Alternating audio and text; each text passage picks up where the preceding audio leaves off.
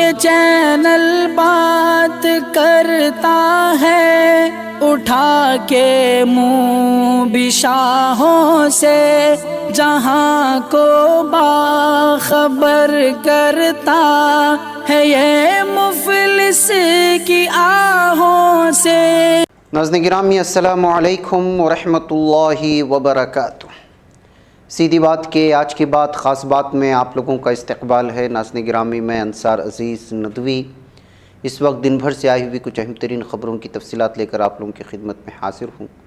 تفصیلات میں جانے سے پہلے میں آپ کو اطلاع کر دوں کہ آج کے دونوں پرائم ٹائم شائع ہو چکے ہیں۔ جن احباب نے نہیں دیکھا جائیں دیکھیں، دوسروں تک پھیلانے کی کوشش کریں، لنک کو شیئر کریں۔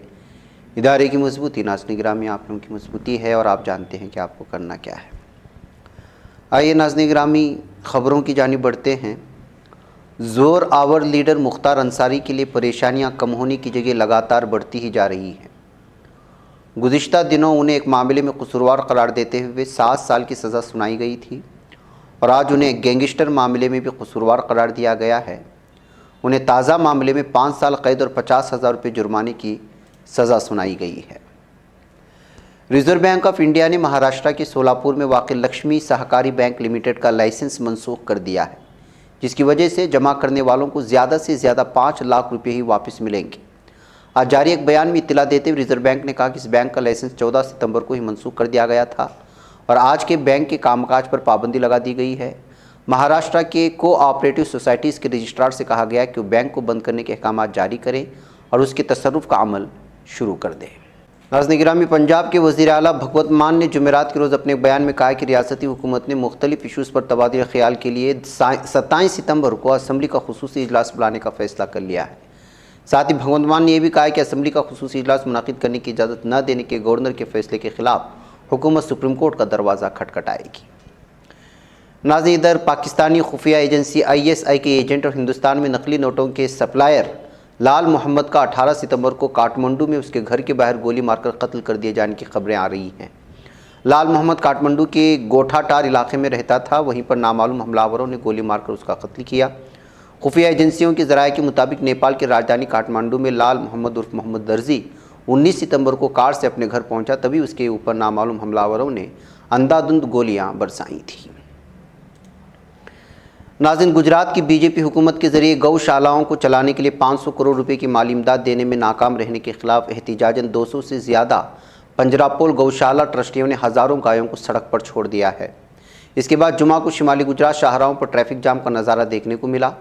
بناسکانٹا پنجراپول کے ٹرسٹی کشور دوے نے میڈیا کو بتایا کہ گزشتہ 15 دنوں سے ٹرسٹی احتجاج کر رہے ہیں اور 2022 اور 23 کے لیے ریاستی بجٹ میں کیے گئے وعدے کے مطابق مالی امداد کا مطالبہ کر رہے ہیں۔ ان کی بار بار پیش کی جا رہی دلیلوں کو سننے کے بعد ٹرسٹیوں نے جمعرات کو شمالی گجرات میں سرکاری احاطوں کے علاوہ ریاستی اور قومی شاہراہوں پر ہزاروں گایوں کو چھوڑ دیا، جس کی وجہ سے لوگوں کو پریشانی کا سامنا کرنا پڑا۔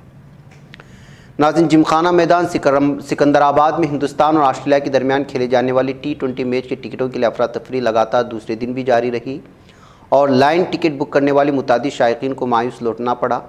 دراصل راجیو گاندھی اسٹیڈیم میں 25 ستمبر کو کھیلے جانے والی سیریز کے تیسرے میچ کے لیے آن لائن ادائیگی کرنے والے لوگ ٹکٹ حاصل کرنے کے لیے جمعہ کی صبح بھی جمخانہ میدان میں جمع ہونا شروع ہوئے تھے۔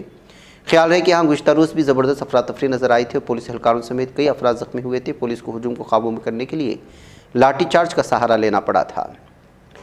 ناظرین افغانستان کے کابل واقع وزیر محمد اکبر خان گرینڈ مسجد کے قریب دھماکے کی آواز سنائی دی ہے۔ یہ اطلاع افغانستان کی طلوع نیوز کے حوالے سے سامنے آ رہی ہے۔ دھماکے میں ہوئے نقصان سے متعلق کوئی خبر ہنوز نہیں ملی ہے۔ ناظرین ممبئی ہائی کورٹ نے ممبئی کا سب سے متنازع مسئلہ حل کر دیا ہے۔ ہائی کورٹ نے کہا ہے کہ ٹھاکرے گروپ شیواجی پارک میں دسہرہ ریلی کا انعقاد کر سکتا ہے۔ عدالت کے اس حکم سے شندے گروپ کو زبردست جھٹکا لگا ہے۔ بتایا جاتا ہے کہ شیواجی پارک کا موضوع دونوں گروپوں کے لیے وقار کا سوال تھا۔ ممبئی ہائی کورٹ نے ادھو ٹھاکرے گروپ کو راحت دیتے ہوئے شیواجی پارک میں ریلی کرنے کی اجازت دے کر بڑا فیصلہ سنایا۔ ناظرین گرامی ایرانی پولیس کی حراست میں ہلاک ہونے والی 22 سالہ کرد خاتون مہسا امینی کی ہلاکت کے خلاف ایران بھر میں جو احتجاجی مظاہرے ہوئے ہیں، ایرانی حکام کے مطابق ملک میں جاری احتجاجی مظاہروں میں پولیس اہلکار سمیت 31 افراد اب تک ہلاک ہو چکے ہیں۔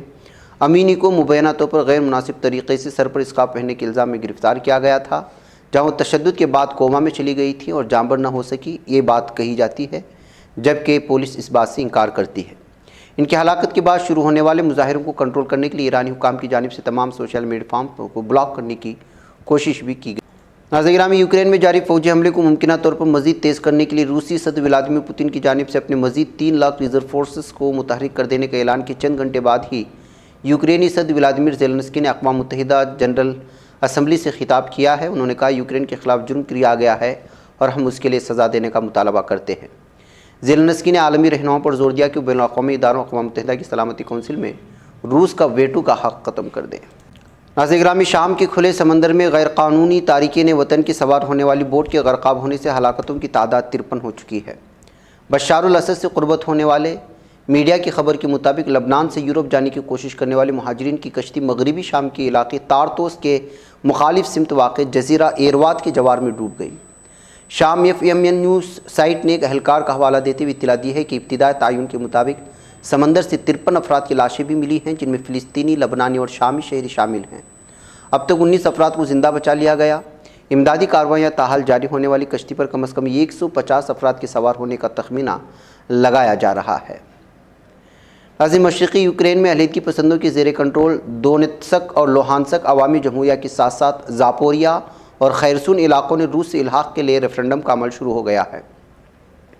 روسی صدر ولادیمیر پوتن کی جانب سے نتائج کی تائید کرنے کا اندیا دینے والا عوامی رائے دہی کا عمل 27 ستمبر تک جاری رہے گا۔ ناظرین، صدر رجب طیب اردوغان نے اپنے سوشل میڈیا اکاؤنٹ پر ان مسلمان ترکوں اور البانیوں کی یاد منائی جنہوں نے طرابلس قتل عام یونانی جنگ آزادی میں اپنی جانیں گنوائی تھیں۔ صدر اردوغان نے اپنے ٹویٹر اکاؤنٹ میں کہا کہ ہم 23 ستمبر 1821 کو ہونے والے طرابلس قتل عام، جس میں ہزاروں مسلمان ترک ہمارے البانی بھائیوں اور یہودیوں کو بے دردی سے قتل کیا گیا تھا، کو ابھی تک نہیں بھولے ہیں۔ ناظرین، امریکی وزیر خارجہ اینٹونی بلنکن نے اقوام متحدہ کی سلامتی کونسل کے ارکان پر زور دیا ہے کہ وہ روس کو واضح پیغام بھیجے کہ وہ یوکرین کی جنگ میں جوہری حملوں کی دھمکیوں سے باز آ جائے۔ اینٹونی بلنکن نے اقوام متحدہ کی سلامتی کونسل میں وزرائے خارجہ کی شراکت سے منعقدہ یوکرین میں امن و سلامتی کا تحفظ کے زیر عنوان ایک اجلاس سے خطاب کرتے ہوئے کہا، یوکرین میں 24 فروری سے اب تک جاری جنگ نہ صرف ملک میں اور یوکرین عوام میں وسیع پیمانے کی تباہ کاریوں کا موجب بنی ہے، بلکہ اس کے ساتھ ساتھ سلامتی کونسل کی استعداد کے فقدان، موسمی تبدیلیوں اور وسیع پیمانے کی مفلسی سمیت دیگر عالمی بحرانوں کے جنم لینے کا بھی موجب بنی ہے۔ انہوں نے کونسل کے ارکان سے جوہری دھمکیوں کے معاملے میں دباؤ میں اضافے کی بھی درخواست کی ہے۔